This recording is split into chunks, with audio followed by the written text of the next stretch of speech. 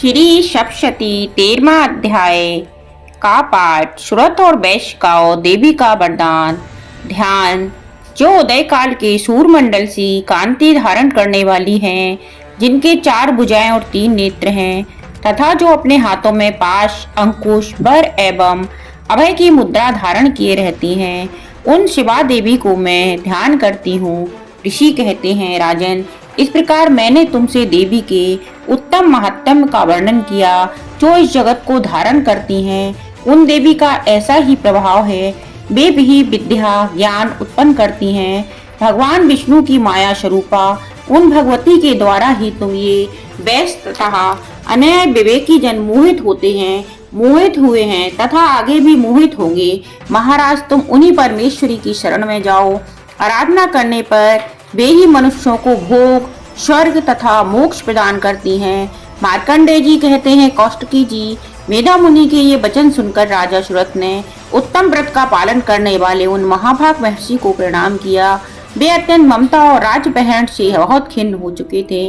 महामुनि, इसलिए विरक्त होकर वे राजा तथा वैश्य तत्काल तपस्या को चले गए और वे जगदम्बा के लिए दर्शन करने के लिए नदी के तट पर रहकर तपस्या करने लगे। वे वैश्य उत्तम देवी सूक्त का जप करते हुए तपस्या में प्रवृत्त हुए। वे दोनों नदी के तट पर देवी की मिट्टी की मूर्ति बनाकर पुष्प, धूप और हवन के द्वारा उनकी आराधना करने लगे। उन्होंने पहले तो आहार को धीरे धीरे कम किया, फिर बिल्कुल निराहार रहकर देवी में ही मन लगाए एकाग्रता पूर्वक उनका चिंतन आरंभ किया। वे दोनों अपने शरीर के रक्त से प्रोक्षित बलि देते हुए लगातार 3 वर्ष तक संयम पूर्वक आराधना करते रहे। इस पर प्रसन्न होकर जगत को धारण करने वाली चंडिका देवी ने प्रत्यक्ष दर्शन देकर कहा।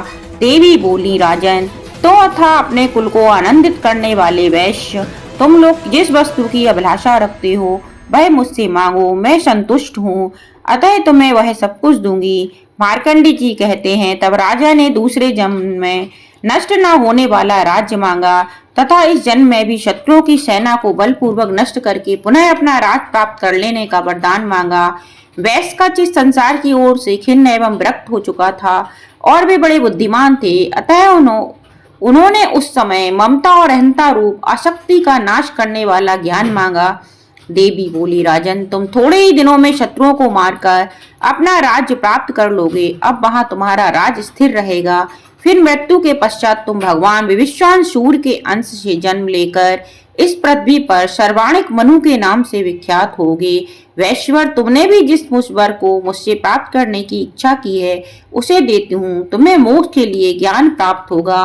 कंडे जी कहते हैं, इस प्रकार उन दोनों को मनोवांछित वरदान देकर तथा उनके द्वारा भक्ति पूर्वक अपनी स्तुति सुनकर देवी अंबिका तत्काल अंतर ध्यान हो गई। इस तरह देवी से वरदान पाकर क्षत्रियों में श्रेष्ठ सुरथ शूर से जन्म ले सर्वाणी नामक मनु होंगे। इस प्रकार श्री मार्कंडेय पुराण में सर्वाणिक मनवंतर की कथा के अंतर्गत देवी महात्म्य में सुरथ और वैश्य को वरदान नामक 13वां अध्याय पूरा हुआ।